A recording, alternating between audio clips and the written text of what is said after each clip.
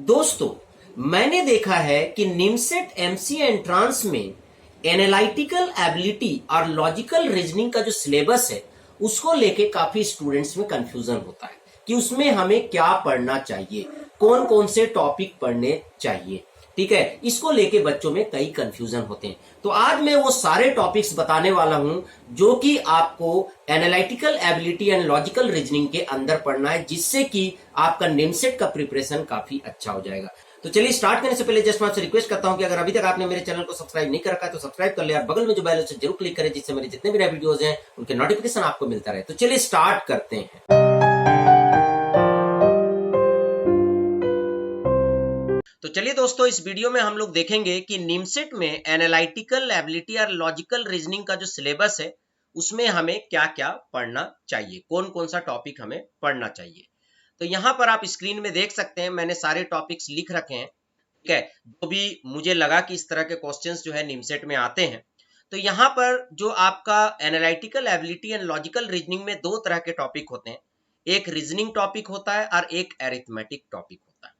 तो रीजनिंग में जनरली जो है blood relations, number series, coding decoding, यहाँ पर जैसे कि आपको कुछ एक वर्ड दिया जाएगा, ठीक है, और उसका एक डिकोड दिया जाएगा, उसी तरह फिर आपको एक नया वर्ड दिया जाएगा और बोला जाएगा कि इसको हम कैसे कोडिंग या डिकोडिंग करेंगे। सर्कुलर अरेंजमेंट, इसमें इस तरह के क्वेश्चंस आते हैं कि जैसे 4-5 लोग हैं, एक टेबल के चारों तरफ बैठे हैं, उसके बाद आपको कुछ कंडीशंस दिए जाएंगे और उसके बेसिस पे आपको पता करना है कि कौन सा बंदा कहाँ बैठा है। तो ये आपको ऑब्जेक्टिव टाइप में क्वेश्चंस आएंगे।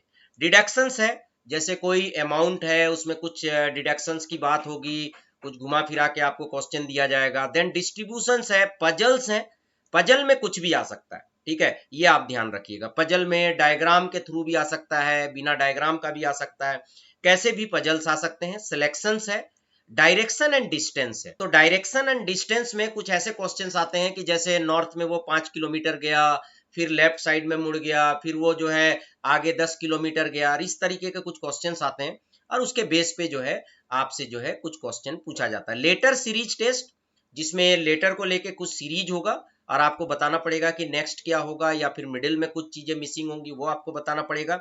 सिमिलरली अल्फाबेट टेस्ट, जो अल्फाबेट से रिलेटेड होंगे। क्लॉक से रिलेटेड क्वेश्चन आ सकते हैं। ठीक है, कि सपोज दैट कि अभी जो है इतने बज रहे हैं, ठीक है, तो अगर जो है आपका क्लॉक इतना इतना मिनट पीछे है, ठीक है, तो एक्चुअल जो है उसका टाइम क्या होगा आज से 10 घंटा बाद। तो इस टाइप के कुछ भी क्वेश्चंस पूछे जा सकते हैं।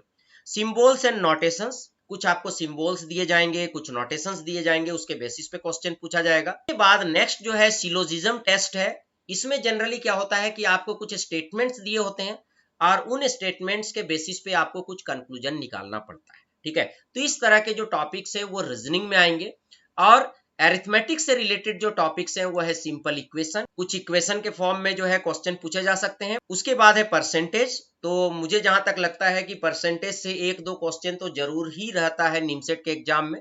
उसके बाद है प्रोग्रेशन, उसके बाद है रेशियो एंड प्रोपोर्शनल, यहाँ पर एन एक्स्ट्रा लग गया है तो इसको मैं काट देता हूँ। रेशियो एंड प्रोपोर्शनल से भी रिलेटेड जो है क्वेश्चन होंगे। ठीक है, और इससे भी हमको लगता है कि 2 से 3 क्वेश्चन होते ही होते हैं निमसेट में। उसके बाद नंबर्स, अब नंबर्स में कुछ भी हो सकता है, आपको जो है बाइनरी नंबर से रिलेटेड भी क्वेश्चन पूछे जा सकते हैं, ऑक्टल से भी रिलेटेड पूछे जा सकते हैं, आपको हेक्साडेसिमल से भी पूछा जा सकता है। तो नंबर्स में कोई ऐसा कुछ स्पेसिफिक नहीं है, किसी भी तरीके का क्वेश्चन पूछा जा सकता है। और फाइनली परमुटेशन एंड कॉम्बिनेशन, इससे भी रिलेटेड क्वेश्चन पूछे जा सकते हैं। तो दोस्तों, इस तरीके से आपने देखा कि analytical ability and logical reasoning में किस किस टाइप के क्वेश्चन पूछे जा सकते हैं।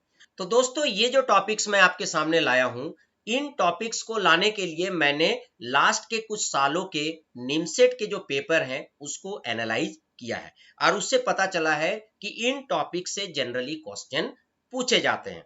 ठीक है, तो इसलिए यहां पर मैंने analytical ability and logical reasoning के टॉपिक्स को 2 पार्ट में डिवाइड किया है, रीजनिंग टॉपिक्स और अरिथमेटिक टॉपिक्स। क्योंकि अगर आप निमसेट के प्रीवियस ईयर के पेपर्स देखेंगे तो उसमें analytical ability and logical reasoning section में आपको बहुत सारे क्वेश्चन अरिथमेटिक से भी मिलेंगे और वहां पर जो अरिथमेटिक्स के क्वेश्चंस होते हैं वो equation, percentage, progression, ratio and proportional, numbers और परमुटेशन कॉम्बिनेशन जैसे टॉपिक से होते हैं। तो चलिए फ्रेंड, आई होप कि आपको वीडियो पसंद आएगा, अच्छा लगा तो लाइक करें, शेयर करें, कमेंट करें, और अगर अभी तक आपने मेरे चैनल को सब्सक्राइब नहीं कर रखा तो सब्सक्राइब कर लिया और बगल में जो बेल है उसे जरूर क्लिक करें, जिससे मेरे जितने भी नए वीडियोस हैं उनके नोटिफिकेशन आपको मिलता रहे। Thank you and good bye.